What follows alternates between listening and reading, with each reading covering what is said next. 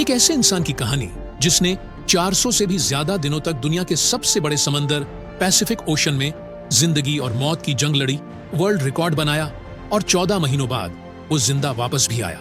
लेकिन वापस आते ही ऐसा क्या हुआ कि उसको जेल जाना पड़ गया।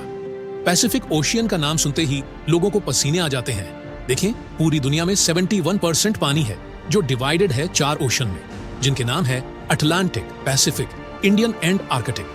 सबसे बड़ा ओशियन पैसिफिक है। इस ओशियन पर कुछ ही आइलैंड्स हैं जो बहुत ही छोटे हैं और कुछ तो ऐसे आइलैंड्स हैं जिन पर आज तक कोई इंसान जा भी नहीं सका।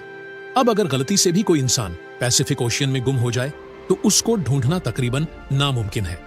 पैसिफिक ओशियन में 14 महीनों तक जिंदा रहने वाले इंसान का नाम था जोश सल्वाडोर एल्वारेंगा। इस इंसान के पास 7 फुट की छोटी सी बोट थी जिस पर सीधा लेटा भी नहीं जा सकता था, और यह बंदा 1 साल से भी ज्यादा इस बोट पर जिंदा भी रहा।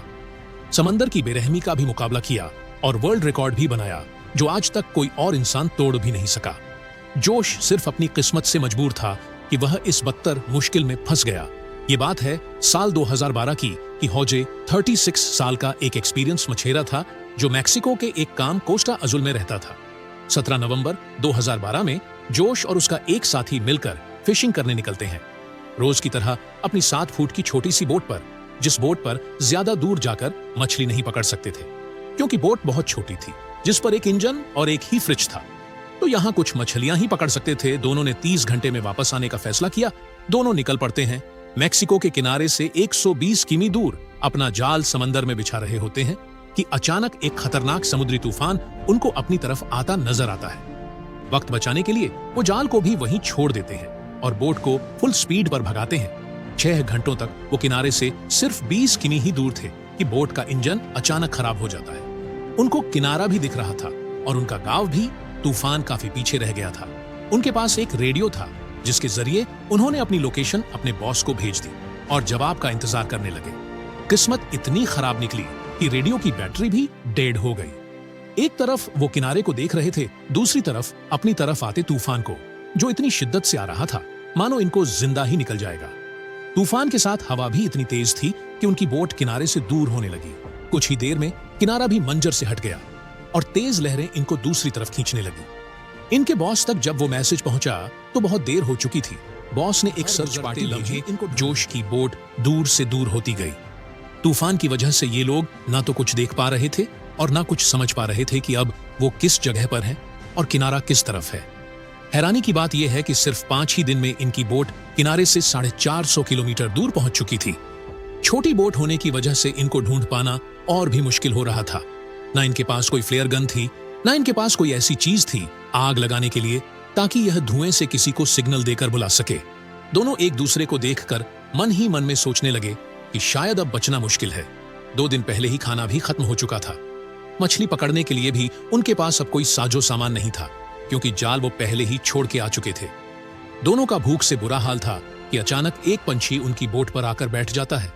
ये दोनों एक दूसरे की तरफ देखते हैं और एकदम से उस पंछी पर हमला कर देते हैं, लेकिन उसको पकड़ नहीं पाते। दोनों को पता था कि हो सकता है पंछी फिर आए।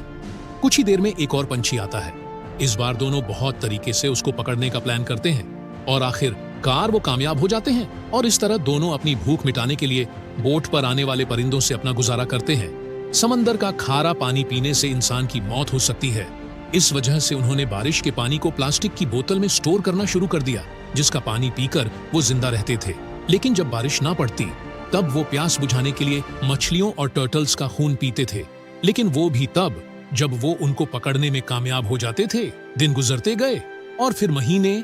आखिरकार जोश का साथी ये टॉर्चर बर्दाश्त ना कर सका और 4 महीनों के बाद उसने सुसाइड कमिट कर लिया और अब बोट पर सिर्फ जोश अकेला था और उसके चारों तरफ पानी ही पानी था, जिसको देखकर उसको जिंदगी की कोई उम्मीद बाकी नहीं नजर आ रही थी।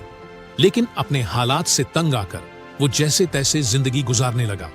मैप्स में देखा जाए तो एक अंदाजे के मुताबिक हौजे पैसिफिक ओशियन के इस हिस्से में मौजूद था, जिसको दुनिया का खामोश तरीन हिस्सा माना जाता है क्योंकि यहाँ से सिर्फ कार्गो शिप्स ही गुजरती है। मैक्सिको के किनारे को छोड़े हुए 6 महीनों से भी ज्यादा हो चुके थे और इस दौरान जोश ने अपने साथी को भी खो दिया था। इस वजह से वो काफी ज्यादा फ्रस्ट्रेट हो चुका था। एक दिन जोश को दूर समंदर में एक कार्गो शिप नजर आती है।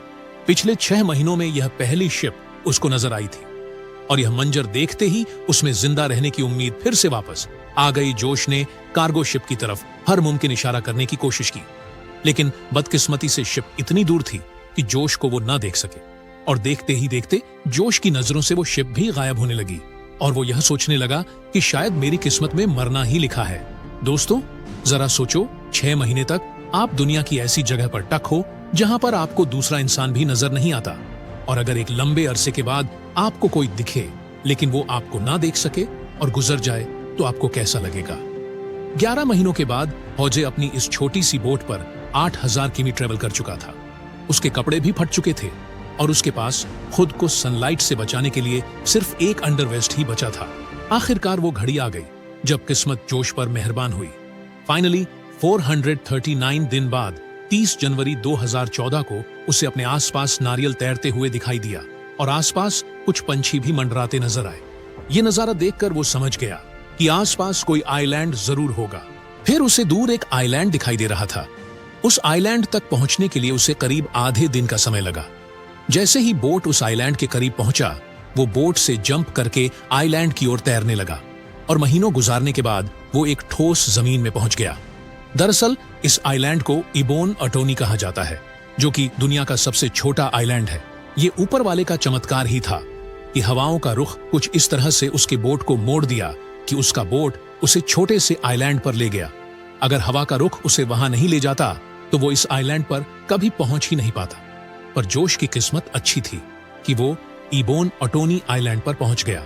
ये उसके लिए एक वरदान साबित हुआ, मानो मौत के मुंह से निकलकर उसे नई जिंदगी मिल गई हो। थोड़े बहुत एरिया का जायजा लेने के बाद उसे एक घर दिखाई दिया। कुछ देर बाद उस घर से एक इंसान निकल के आया।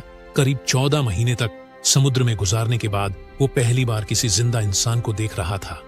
ये देखकर उसकी आंखों में आंसू आ गए। उसकी कहानी जानने के कुछ ही देर बाद वहां पर लोकल पुलिस पहुंच गए। जोश ने अपनी पूरी जर्नी पुलिस वालों को बताई, लेकिन उसके बातों पर यकीन करने वाला कोई नहीं था।